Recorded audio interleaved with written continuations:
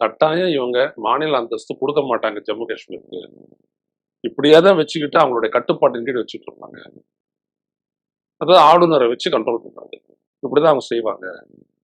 ஏன்னா இது எல்லை மாநிலம், ரொம்ப காம்ப்ளிகேட்டடு. இது எப்படியோ குடுத்துறக்கூடாது. அங்க பயங்கரவாதம் தலைவிரித்து ஆடுது.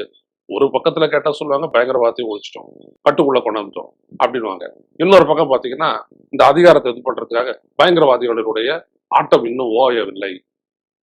அது முடியிற வரைக்கும் நேரடி கட்டுப்பாட்டில் இருப்பது தான் நல்லது. அப்படின்னு புதுசா ஒரு குழு ஒண்ணு சொல்லி அத பண்ணுவாங்க. தரமாட்டாங்க. அவங்களுக்கு தேவை என்ன? மாநிலத்தை கட்டுப்படுத்தியது. எல்லா மாநிலத்துக்கும் அவங்க வச்சிருக்கிறாங்க. மாநில அரசே வேண்டான்றது தானே அவங்களுடைய நோக்கமே. தமிழ்நாட்டுக்கே அவங்களுடைய ஐடியா அதுதான். இதுதான் நம்ம புரிஞ்சுக்கணும். தமிழ்நாட்ட 3ஆ பிரி. இப்ப சொன்னார்ல, முருகன்ஜி சொன்னார்ல, நான் கொங்கு நாட்டுக்காரன் அப்படிலாம் ஒண்ணு போட்டாரு அவரு. அப்புறம் இங்க இருக்கிற ராமதாஸ் போன்றவர்கள்லாம் கூட என்ன பண்ணுவாங்க? தமிழ்நாட்ட 3ஆ பிரிச்சா நல்லதுன்னுவாங்க. இதெல்லாம் எதுக்கு?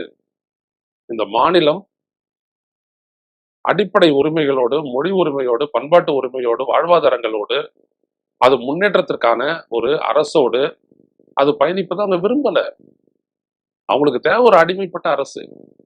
இவங்க ராஜாக்கள், டெல்லி ராஜாக்கள். யாரு? இந்த குஜராத்திங்க. இந்த முட்டா பயல்கள் வந்துட்டு வந்து வருவானுங்களா, ஆளுவானுங்களா?